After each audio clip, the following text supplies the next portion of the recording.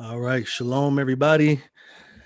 This is the Wednesday night study, chapter study. We're on 2 Corinthians chapter 6, and we have about 18 verses. So we're going to break them up in groups of 6. So I'm going to give somebody opportunity to read. Anybody want to volunteer to read the first 6 verses?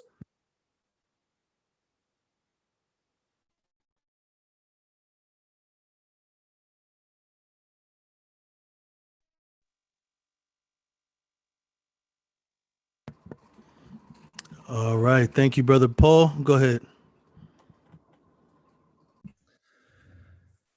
We then, as workers together with him, beseech you also that you receive not the grace of Yahuwah in vain. For he says, I have heard you in a time accepted, and in the day of Yeshua.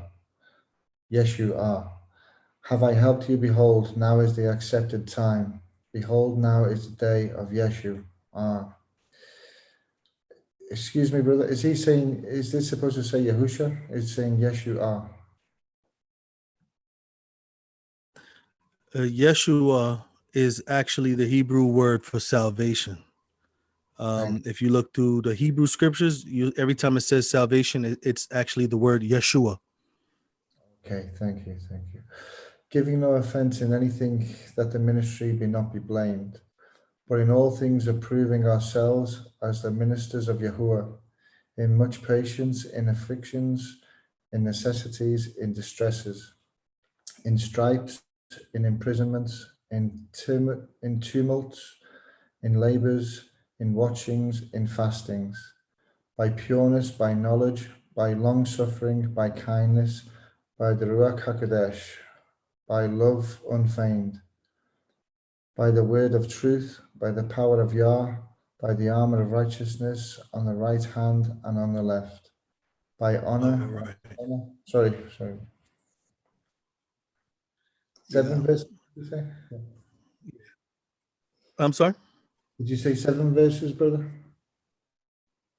6 verses. Sorry.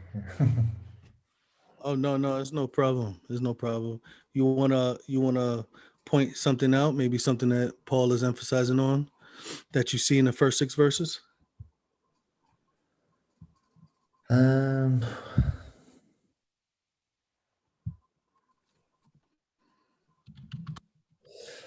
Nothing. I was just too focused on the actual reading because I couldn't really see it, brother. But what's showing just immediately is just that basically in all things, and in all things through the Ruach. But yeah, nothing at this point. I'm sorry. I absolutely understand. So like the previous chapters, remember, we always got to keep in mind that these are not doctrinal books. These are not doctrinal books and pertaining. I believe Paul was a prophet. He definitely prophesied many times and had dreams and visions. But these are letters to the assembly, instructing them, guiding them, giving them counsel, from the Father. So we have to look at this not necessarily like he's just blatantly pouring out doctrine, but that he's inputting his teachings into his counsel to the assemblies. Okay, I want us to understand that primarily. I want to emphasize on this because of the emphasis on things that seem to be referring to curses, because I know that there's a lot of emphasis on certain descriptions and to emphasize on the curses. And I just want to point out a few things. Well, I think brother Paul already pointed out the word salvation is Yeshua or Yeshua. So Yahusha, I call him Yahushua, but Yahushua's name is not Yeshua because the word Yeshua is a verb. It's not a name, So the word Yeshua can be translated to deliverance or to deliver. It comes from the root word, which is the verb yasha. So the verb is Yasha, the noun is Yeshua. And that's why it says that in that version there. I'm not sure what version was that, Brother Paul.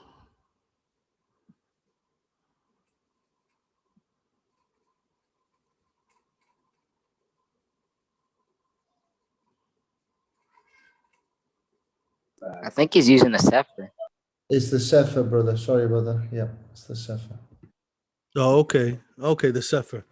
Okay, yeah. Just in case it seemed a little bit confusing. There's certain words that is confusing because the way people use it seems like it's saying one thing, So the Sefer, any translation that's in English, it's should be looked at as a translation, not as infallible. All right. So, there's a lot of times we need to pay attention to the context in order to correct even there's a few times we had to correct a few statements in the Sefer. We corrected many statements in the King James and in any English translation that we were reading as we were studying. We corrected those things by going back to the Hebrew ourselves and looking at the context of the verses. But yeah, so he's talking about the day of deliverance. He's talking about the day of salvation, the day that's appointed to deliver us, right? So it says, I have heard thee that in a time accepted and in a day of salvation or deliverance have I succored you. Behold, now is the accepted time. Behold, now is the day of deliverance.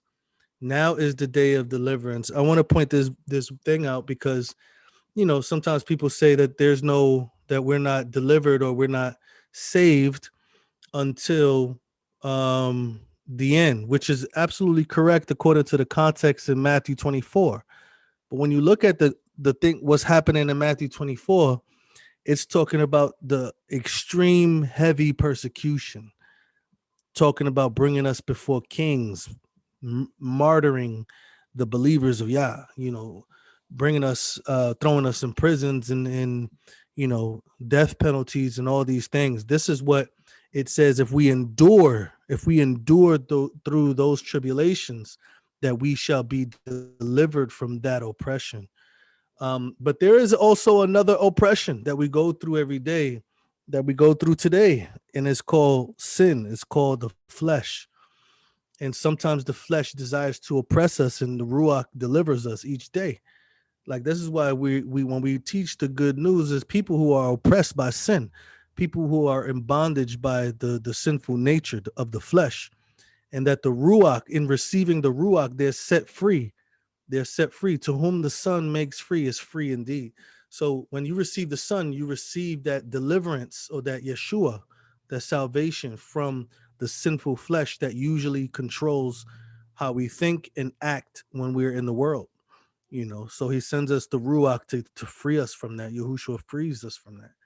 And this is what he's saying now. He's saying now is the time. Now is the day of salvation. He just finished talking about expressing in verse 1 that he didn't want people to live and to act, or to live as if they have not they have not received the grace of Elohim. You know what I mean? So I hope that clears up some confusion about that in that verse that everybody uses: endure, he that endures to the end shall be saved, therefore no one is saved. That's not an accurate that's not the context here, because it clearly says here in verse 2 that now is the day of salvation. Now is the time of salvation.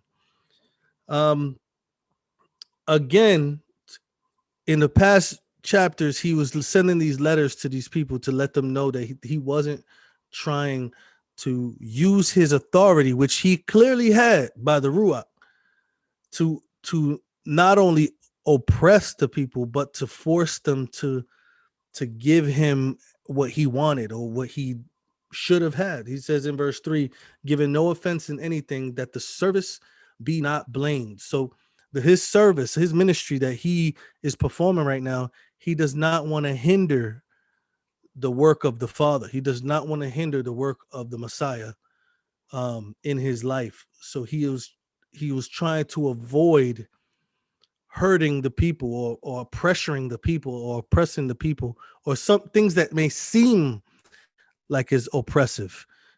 Right now you have this mental oppression going on in these religious groups, with this exclusivity, like, yeah, if you leave us, or the way that they talk about other groups. So these groups are out of it, out of salvation, because they don't understand this. So they're wicked because they don't understand that. These are the mental abuse that many people are actually receiving from religious organizations. Even people in the Torah, people observing the Torah, Messianics, Hebrew Israelites, Black Israelites, like whatever it may be. There's a bunch of people still trying to oppress the mind, forcing people to think that they are the only ones. Even when I was in the church, that's what I thought about my church, that we were the only church that had it right, the only church that followed properly. It was ridiculous. It's ridiculous to think that, so we have to understand that Yah is opening the doors of deliverance from sin to everyone, and he's not closing it because of your misunderstanding. Misunderstanding does not close the opportunity of salvation. There was a lot of Gentiles, or a lot of people from the nations, that when they followed Yah, they were received by Yah. They were received by Yah, but they didn't have a full understanding of Torah. So they studied Torah, but they still were received by Yah already. They still received the Ruach already, the gift of the Ruach already, without understanding the Torah fully. You can read about that in the book of Acts chapter 15. All right, so now he starts to go into the description of the type of things that happened to him, and I want to cross-reference a few things. Go ahead, Brother Paul. Sorry, brother. I just have a quick question. So, in relation to what you just said, say, for example, people have been deceived, as most have, and, their belief systems or, from their programming, So, for example, we've all got family members who have been programmed and, are aware of different false truths that they believe to be true. So is it saying that salvation is available for them even though they've been deceived, because they may be seeking Yah but not know his name or not know him through programming? Right. And this is one of the things that I think I gave my testimony, even in my walk now, I see no difference in the deliverance that I received when I believed the word, when I believed that I was delivered from sin. When I first came into, I guess, Christianity, I observed the Shabbat and the food laws and things like that. Didn't know his name, didn't know a lot of the Torah. There were just certain things, but I believed that he was a deliverer, that he delivered me. I believed in the Son of Yah. I believed that he was his son, that he came for me. And when you look at scripture, this is the requirement to receive the Ruach. This is the requirement to receive the Ruach. Now, in the very beginning of my walk, I don't believe I received the Ruach because I didn't fully understand Yahuah and Yahusha's ministry for me. When I understood their ministry, that's when I understood the good news. That's when I understood the message that was preached in the book of Acts. And I can say that my life was changed, especially pertaining to sin. Things that I wasn't strengthened to overcome, I overcame. This was before I knew the name. And when I saw the importance of the name, it just added the personal connection that I had with Yah. It just added to it. It didn't deliver me from anything because I knew his authority. He was my master. He sent his son for me. His son was my master. So in my personal experience, I've received deliverance before knowing his name. But when I received his name, I received a closer relationship. There's a difference. As we move forward with Yah, we mature more and more. We change more and more. So the more that we understand, the more that we change. That's what Romans 12 says. We are changed by we are transformed by the renewing of our mind. And it says that in Ephesians 4, it says that we are constantly being renewed. We're constantly being renewed by the ruach of our mind. So the more that you are renewed by understanding more truth is what sets us free. John chapter 17, verse 17 says, sanctify them, set them apart by your truth. Your word is truth. So the more truth that we understand, the more set apart that we become. You see? So there was a lot of truth that I did not understand. So I could not mature that way in the church. You see what I'm saying? Until I understood more, that's when Yah began to mature me more. And so this is actually the process that Yah wants us all to go through. He doesn't want you to say, hey, you don't understand this, therefore you're not saved, you're not delivered from your sins. He gives us the criteria of what we need to know to be delivered from our sin and to move forward in maturity. And the more that we move to maturity, the more that we become changed, the more that we become more like him. Does that make sense, brother? Yes, brother. Thank you. Hallelujah. Thank you. Praise Yah. Praise Yah. And Praise that's God. why it's so important that we study, because truth, like I said, truth is what makes us free. Truth is what sets us apart. But there's a lot of people who think that error is truth, and they think that they're being set apart. But the scripture is clear. We are not set apart by truth. I was not being set apart while not by rejecting the Torah, by rejecting his feast. I was not being set apart by Yah. But Yah in his mercy prepared my mind to accept it by teaching me a lot of things around it, especially when I removed myself from relying completely on these pastors. When he removed me from relying on them and relying on his word only, then I ran into other people who relied on his word only, and then he showed me these things, just like he showed other people, just like he showed you guys. you know but when we have this dependency on men, we tend to blind ourselves. And when we blind ourselves by just accepting doctrines, we don't get set apart. We don't mature, because you cannot be matured in error. You stay the same. You stay in the same place. You see? So truth is what transforms us. The Ruach brings his truth into our minds, into our hearts, and transforms us. If we reject the truth, there's no way we can be set apart by his word. Doesn't matter, just because we memorize it or we read it, it won't do anything if we don't understand it. That's why it says, with all your wisdom, get understanding. This is what it says in the book of Proverbs. Brother Paul, you wanted to say something? No, thank you, brother. Thank you. No. Oh, praise Yah. All right. Now he Praise God. starts getting into a bit of a description of what it takes, of what happens when he's in service to Yah. Service to Yah is by being in service to his people.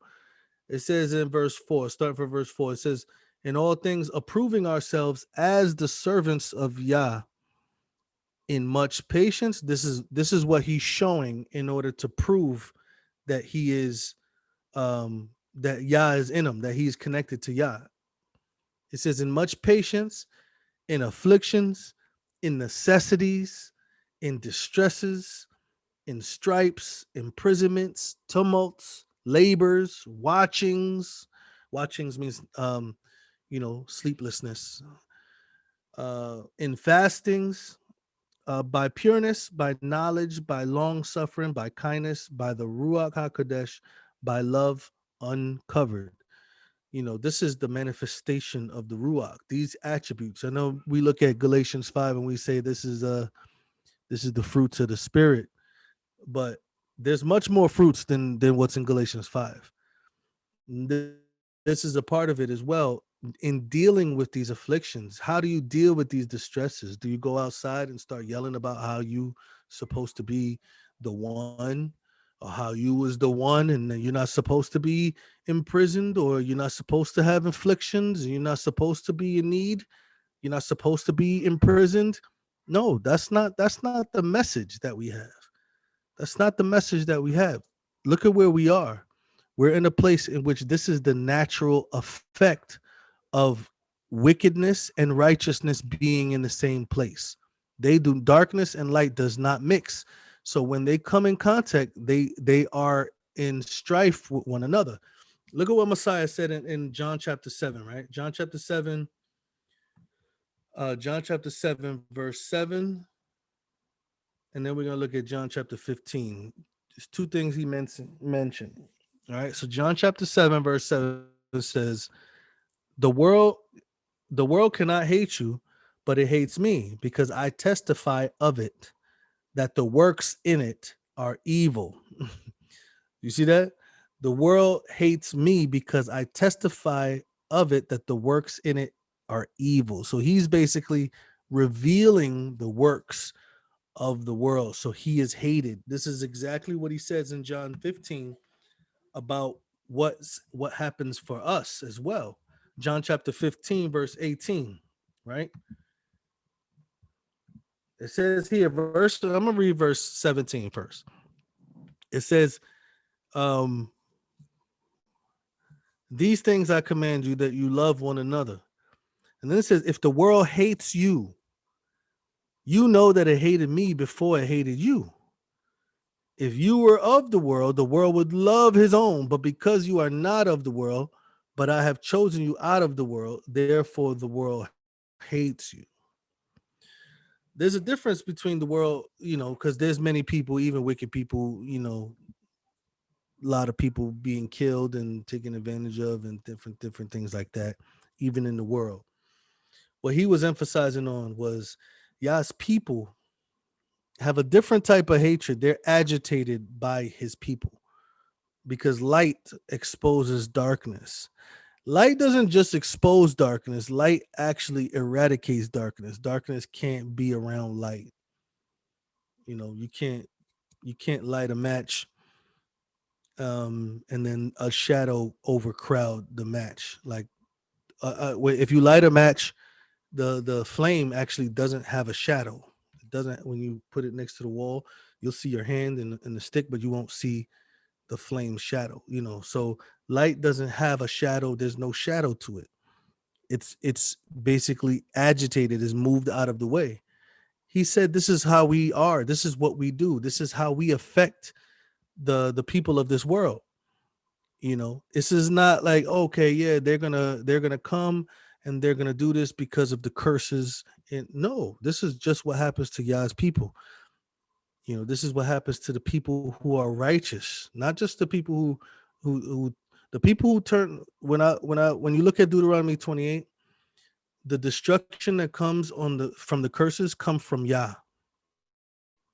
It says that Yah will send these curses until the wicked person is wiped out. This is not the same as persecution. This is not the same as hard times, struggles, tribulations. It's not the same. We are not receiving tribulation because we're cursed. We're not receiving persecution because we're cursed, but we're labeling these things the same. We keep labeling these things the same way, as if we're not supposed to feel any type of struggle. And he tells us, he says in James chapter 1, that the fire of tribulation actually perfects us. It actually makes us stronger. You see what I'm saying? The curses in Deuteronomy 28 eliminates you. It destroys you, wipes you out. So the effects of righteousness is that wickedness is supposed to hate you. It's supposed to be contrary to you. Let's look at the next. But the fruit of how you respond. There we go. The fruit of how you respond is in verse 6. This is by pureness, by knowledge, by long suffering, by kindness, by the Ruach HaKodesh, by love unfeigned. The response to all these things is the way Messiah responded.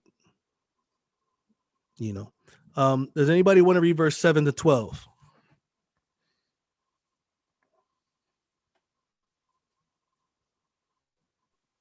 What chapter are you in? Sorry. We're in second Corinthians chapter 6. We're on verse 7 to 12. Brother, I'm sorry I didn't get back to you today, man. I was running around. I literally came in 10 minutes before this study from running so much errands today. I'm sorry about that, man. I'm gonna text you. I'm gonna text you to see if you're gonna be free so we can have that talk, all right, brother?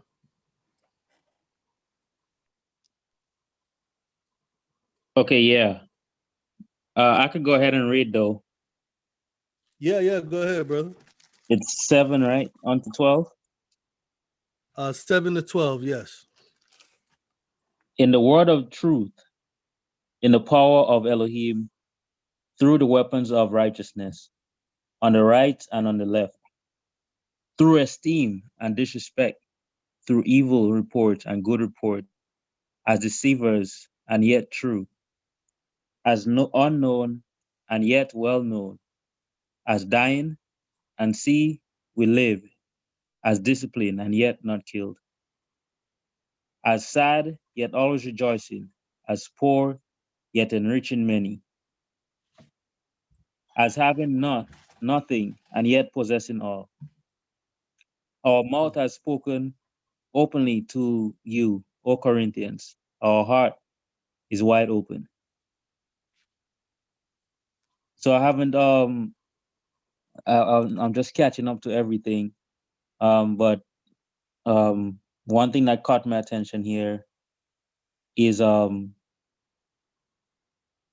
the Ruach HaKodesh and the word of truth, as in verse 7, and the power of Elohim, we are receiving all these wonderful traits. And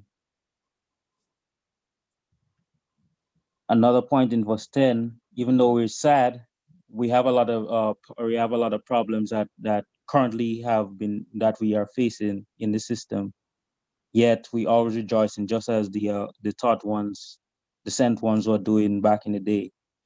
A lot of problems we have, especially in these times, and we still have to rejoice and enrich others, and that's something that we're all doing here. And I'm really thankful to Yah for having all of us just being able to just speak about different things in these times, because I think that's really important to encourage and build up our brothers. I always used to look at the scripture of encouraging our brothers and how and used to think about it as how we have it in the church system of a pastor just teaching everybody. But from this walk, everybody has a different reports, the different activities that they do that build each other up, and we're all operating as members of Elohim. And it's just amazing testament to Yahuwah and what he provides. Even though we fell away from what we do, but because we have been restored through the Ruach HaKodesh, then we are able to encourage one another and just build one another up to this point. So praise Yah. Praise Yah. Absolutely, brother. There's a picture that the scripture gives us of the body moving together. When Yah sets up leaders, it's to protect the order. It's not to be the one, like Messiah, to be like Messiah. It's to build up, like you said. But he gave gifts to all men. He gave gifts to all men, and all those gifts are supposed to be building up the whole body. Yahusha is the head, not any man. Even a man that's in leadership positions are not the head. Yahusha is the head of the body. So we need to understand that his characteristics needs to be displayed, because all those who are in the body receive the Ruach, receive gifts to promote the body, to build up the body. I want to thank you for saying that, brother, because you look around, men need to discuss, women need to talk, we need to understand, we need to explain, have things explained. We don't need to sit down and listen to a show and then figure things out ourselves and then just call everything that we do blessed. Like, absolutely not. We need to know the way. We need to understand the way. Praise Yah that He put this on our hearts to desire. So when we see it, we'll know it. Everybody's here for one another. Doesn't matter who it is.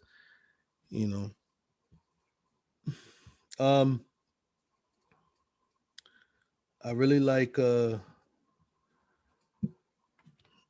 description of the manifestation of what it's supposed to look like. It also, one of the things that this description does, it doesn't give us room to make up our own description of what it looks like. And I know a lot of people, they're like, this is what we're supposed to do. You're supposed to do this because we're like this, and utilizing their own earthly culture to explain the Ruach's fruits.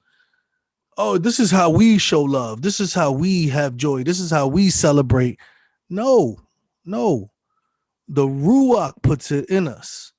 Whatever you did in the world, Paul even mentions, he said, we count everything dung. Everything is dung that we've done. There's nothing that we've done in the world that we are not ashamed of now that we're with Yahuah. You see what I'm saying? So it's like, why do we look at that culture and try to bring it into Yahuwah's culture as if it's the same? It's not the same. We have not been taught this culture in the world. We have been taught a different culture. Whatever culture it may be, European culture, American culture, Black culture, Southern culture, Caribbean culture, whatever it is, we can't input that culture into the scriptures and say the way that we are is the same way that they are. No, that causes a stagnation. That causes us to think that we're close, that we're already there, instead of strive. You see what I'm saying? Oh yeah, Yahusha said this the same way I would have, so I'm almost there. No, that's not how it works. We surrender all. We lay down all. We die. We die daily. The old man dies. So if the old man dies, the old culture dies, so you can manifest these amazing fruits. These amazing fruits that come from his truth, that comes from his righteousness. You know what I mean? In verse 8, it says, by honor and dishonor, by evil report and by good report. People talk evil about us and people talk good about us. We're the same. Deceivers and people are true. This is what people are telling us, telling people we are. We're honorable, we're dishonorable. We have evil report, we have a good report. We're deceivers because we tell the truth, or some people saying that we're truthful. We're unknown to people. Who cares if we're unknown to people? We're well known. We're well known not only to Yah, but his people.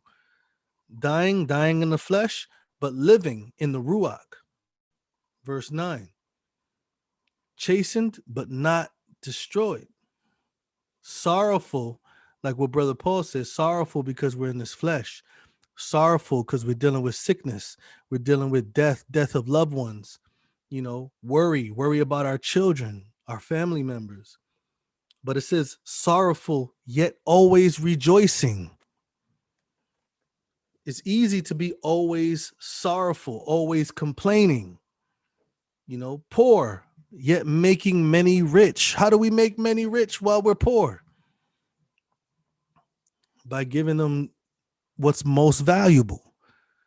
By giving them truth, by giving them understanding, by teaching them the word, by teaching them his righteousness, by revealing Yah's character, revealing his life in us, even while we're poor, having yet nothing and yet possessing all things, understanding that there's nothing in this world that we need. There's no country in this place we need to represent. There's nothing in this earth that we need because we possess everything at that time. We will possess everything at that time. What I need to fight for stuff now? This is the mentality that Abraham had. Why would he have to fight for Canaan if he was promised it by Yah? He'll wait for Yah. You don't have to fight for nothing. You don't have to fight for nothing in this earth. You know. But the most important thing that I want to point out also is how Paul responded and what he wanted everybody to do as well. In verse 11, it says, "Our mouths is open unto you, our heart is enlarged."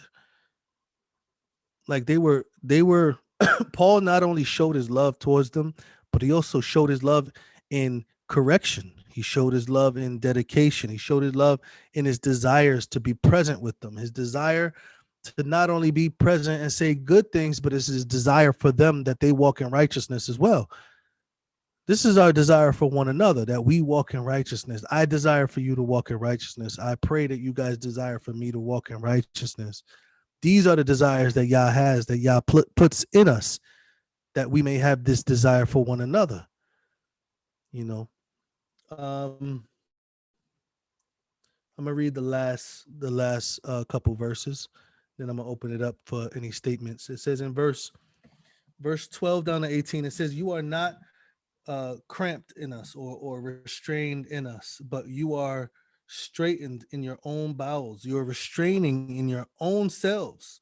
We're not restraining you. We're not restraining anything from you, but you are restraining yourself from us."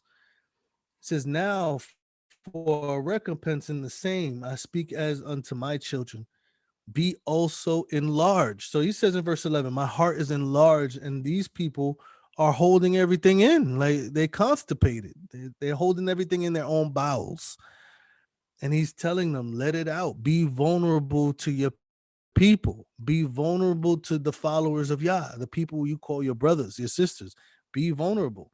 We are vulnerable. We are open. We open our mouths and our hearts. Be vulnerable. Be able to be corrected by your brothers. Be able to correct your brother in love, having a concern, not having a disgust. Oh my gosh, I can't believe he believes that. A concern, you know. Let's continue. Verse 14 to 18. It says, "Be ye not unequally yoked together with unbelievers. For what fellowship has righteousness with unrighteousness? What communion has light with darkness?" We just talked about that earlier. "What concord with the Messiah with worthless people? Or what part have he that believes with the infidel or heathen? What agreement hath the temple of Elohim with idols? But you are the temple of the living Elohim. As Elohim have said, I will dwell in them and walk in them, and I will be their Elohim, and they shall be my people. Wherefore come out from among them, and be ye separate, saith Yah. Touch not the unclean thing, and I will receive you, and I will be a father unto you, and you shall be my sons and daughters, saith Yahuah El Shaddai." All right. This is pretty intense. I know we read this a lot. Oh yeah, you are the temple of the. There's no connection. There's no connection. This is why we have to understand the salvation, the deliverance that we receive now. The deliverance, the salvation we receive now is this complete severing, the complete severing of the flesh from the Ruach in us. The Ruach now controls and rules over the flesh. The flesh cannot rule while the Ruach is present, just like darkness cannot rule while there is light. It cannot be nighttime outside when the sun is outside. It's impossible. Likewise, it is impossible for us who claim to be the temple of the living Elohim to have his Ruach dwell in us and live and walk in darkness, walk in the flesh. Impossible.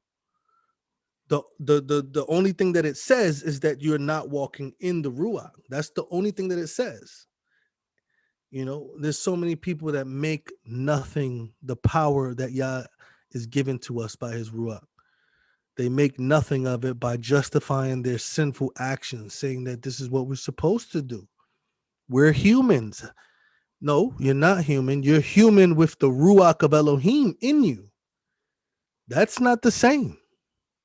You see, that's a difference.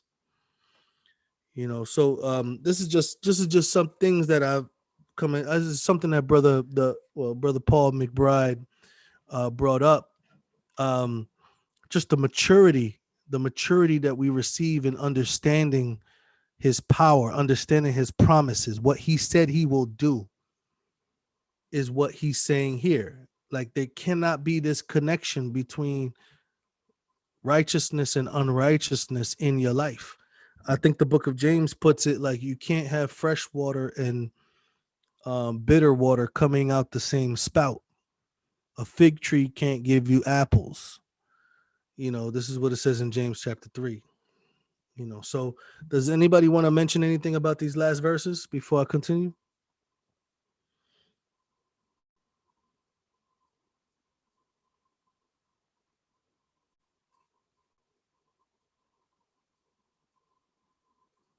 All right.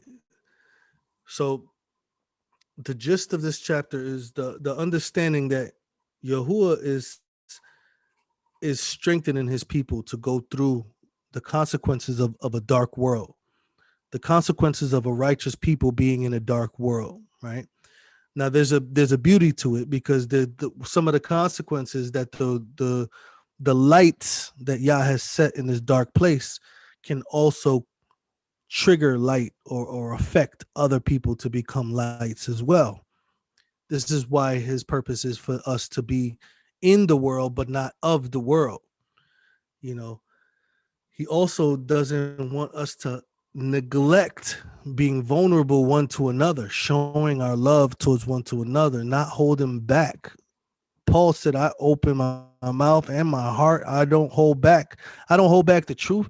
Neither do I hold back my love towards you in my actions, my desire towards you, my desire for your salvation, my desire for you to do things righteously, my desire for you not to be hurt, my desire for you not to be sick. Those things he analyzed. He allowed Yah to place that love in him. And he's telling us, don't, in verse 12, don't constrain yourself. Release it. Open yourself up to another. Don't be afraid if somebody takes advantage of you. If somebody takes advantage of you, they're hurting themselves with Yah. They're going against Yah. It's none of our business that somebody will hurt us or try to hurt us or go against us. It's none of our business. And then as we go down, he starts to reveal, we're supposed to be open to one another. And then he goes down and says, we're not supposed to be unequally yoked with unbelievers. We're not supposed to be connecting ourselves with unbelievers. So if you notice what's happening here, Paul is coming to them saying, I'm giving you everything, but you're not showing your love towards your people, the believers, right? But then he says, don't be unequally yoked with unbelievers. What does that mean? Why is he telling or counseling them not to be unequally yoked with unbelievers? Does anybody know why he's telling them not to be? It's a simple answer. It's not like a trick question on that. Go ahead, Brother Timothy.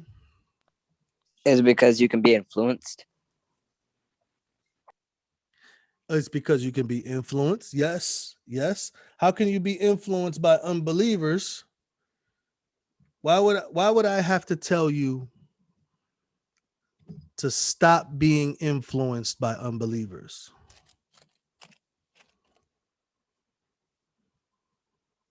Oh, you have your hand up again, Brother Timothy? You want to go again?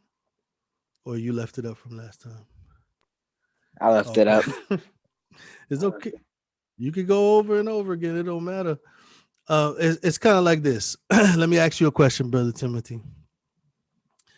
If I say stop leaving the refrigerator door open, why would I tell you stop leaving the refrigerator door open? The food inside can go bad. Yes, that's true. But what are you doing?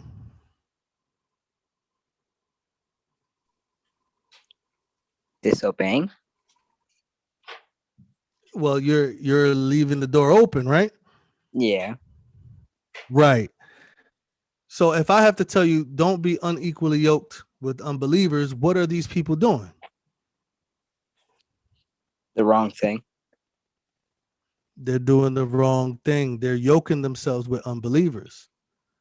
They're connecting themselves with unbelievers, but then they're disconnecting themselves from Yah's people who believe.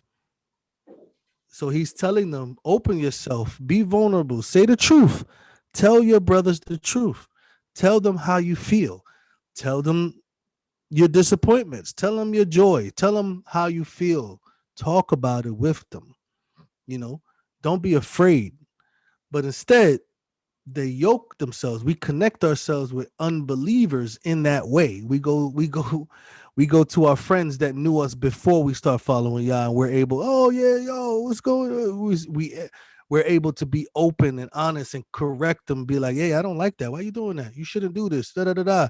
You go to our unbelieving family members, and we're willing to tell them all of our thoughts, what they shouldn't do. But then we come amongst the believers, and we don't want to say nothing. We hold back. Go ahead, brother Paul. Yeah, a question I have on that. So after I got into the walk, I just kind of felt need to distance myself from like the friends that I knew before. And I played a lot of sports, soccer and basketball and stuff. And now I'm just thinking because one brother told me someone had told me that you could still do certain things because by your walk you let people know.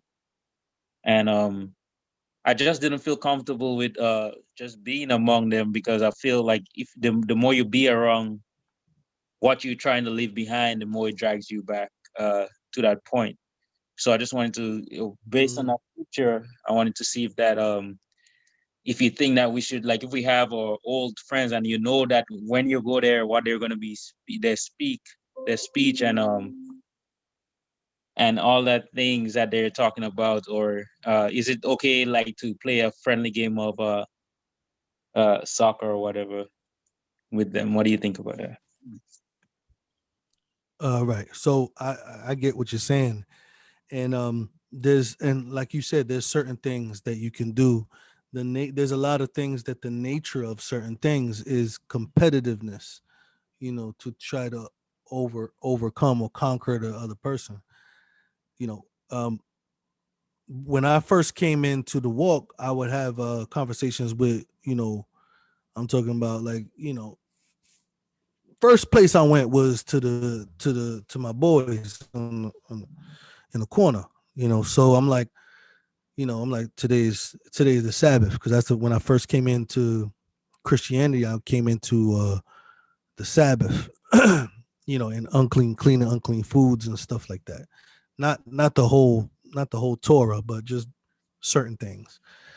And I was 7-day Adventist. So first people I told was my boys. I'm like, yo, this it's the Sabbath. So, I don't, when you first come in, it's like I just want to do what Yah wants. It's not that I understood what it meant. I just wanted to do it. And because of my relationship with them and my personality, you know, I didn't keep my mouth shut even around my friends. You see, and you'll be surprised the reaction that people get when you are constantly talking about, what you love, what you desire. If you think about this, right, when you're in the world, you talk about what you love the most, your children. You talk about how much you love the vacation. You talk about how much you love the food. You talk about what you love the most, and that's kind of what we need to recognize when we examine ourselves around other people. What are we presenting? What are we desiring to present the most? And why aren't we just presenting it? David says, I will broadcast, I will proclaim to the nations your goodness. I don't care who it is. So when it came to participate in, when I came to being around them in a casual setting where I can talk and I can be open and I can be free. If you're going to talk about something, I'm going to talk about something, you know. I was very bold, and then I started to participate in some of the stuff that we should do for fun together. And that's when, you know, I'm talking about basketball, the competitiveness, the trash talking. You know, it's not like I'm just playing basketball with a stone face quiet. Like that doesn't exist. You know, you're laughing, you're talking, you're joking, you're putting somebody down in a joking way. You know, I will play Monopoly with brothers, and I would try to hustle and manipulate and all the. There's certain things that you know about yourself that you don't put yourself in those situations, even if other people are saying that it's okay for you to do certain things. Those certain things you have to determine. You determine those things by a righteous examination of yourself. You know what's inside of you when you say certain things. You know what's inside of you when you play certain things, when you do certain things.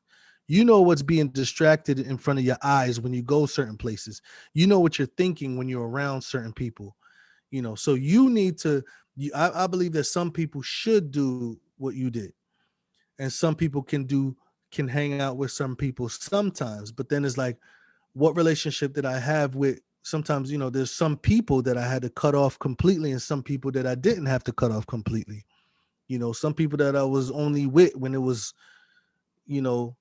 doing something crazy in the street. Like that's the only time I was with those type of people. So those people, what am I going to do besides next time they see me, tell them that I serve Yah, So it's kind of like you would know better because you know what's affecting you inside. You know how you are when you are doing certain things. I hope I didn't over explain.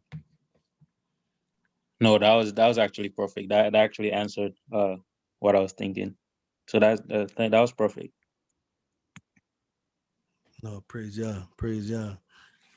And before we close, so we see he's like, I'm open, I'm giving myself to you completely, but you're not giving yourself to us, you're not giving yourself to me.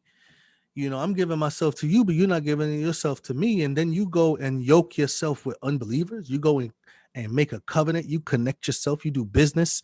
You show love. You go and do all this stuff with unbelievers, with unrighteousness, with infidels, with heathens, with idol worshipers. Do you know that we're supposed to be separate? We're supposed to be separate, and how Yah's people are supposed to be connected. This is what Yahusha said. What did Yahusha say when his mother and his brothers was at the door trying to call him? Now, his brothers was trying to set him up. I don't know if you guys put that together, but his brothers was trying to set him up because they said that they thought he was out of his mind. They said they thought he was beside himself. So what did Messiah say when they came to the door and the disciples were like, oh, your mother and your brothers is looking for you? They was probably like, oh yeah, these are your brothers. They have to be righteous, because they're your brothers, relatives, like from the mother. He said, who is my mother, my brother, and my sisters? All those, and then he stretched forth his hand. All those who do the will of my Father is my mother, my brother, my sisters. What am I doing? I'm gonna stop all of this so I could go and talk to them about why I'm doing all of this? Like, that doesn't make sense. I'm doing all of this because you are my brothers and my sisters and my mothers. You are my family.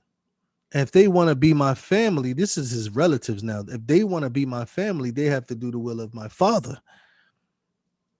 But how do we respond? We call each other brethren, right? Aki, Akoti, but then it's like we go home and we treat our earthly brothers and sisters that don't want to follow Yah on a different level. How does that make sense? One is eternal, one is earthly. We're ready to help correct our blood relatives quick. I gotta tell my brother stop. I gotta tell my brother stop being messing with this girl. I gotta tell my brother, my brother say certain things. Why are you saying that for? You shouldn't say that. You shouldn't. But then it's like we come around each other, and of course, like we don't know what each other's buttons are, so we don't just blurt out stuff. But why the fear? Why the fear of helping one another see righteously, see righteous things? Why the fear in saying the truth? But we don't have to fear to talk about Call of Duty. We don't have to be afraid to talk about video games or talk about Avengers. Did you see Avengers? And then have like a 40-minute conversation about Avengers, but then somebody's like, talking about stealing, and then we like our voices cracking, like, why are you stealing for? But we're so bold to talk about Avengers and Call of Duty and 2K and what clothes we're wearing, the new uptowns or whatever we're doing, whatever we hold dear.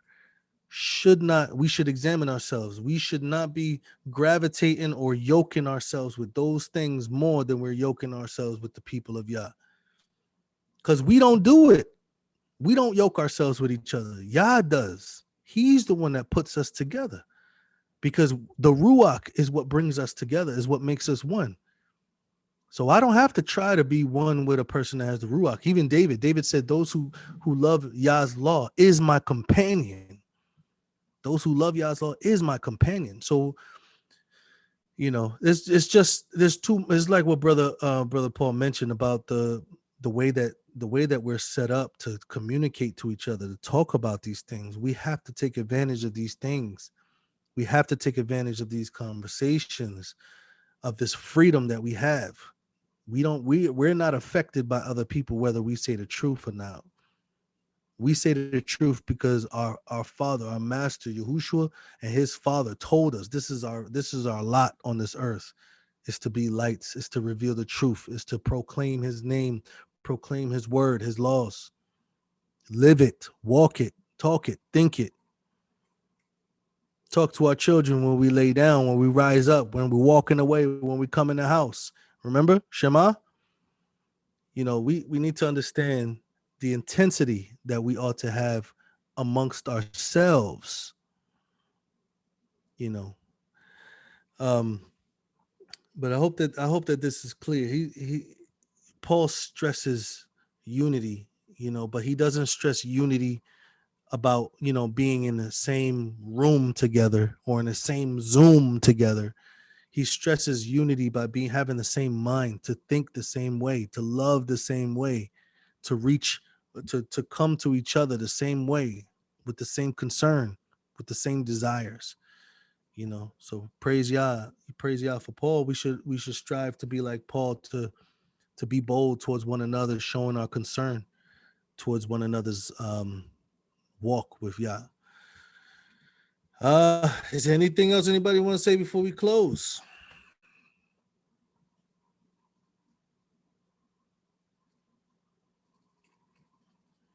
All right, praise Yah.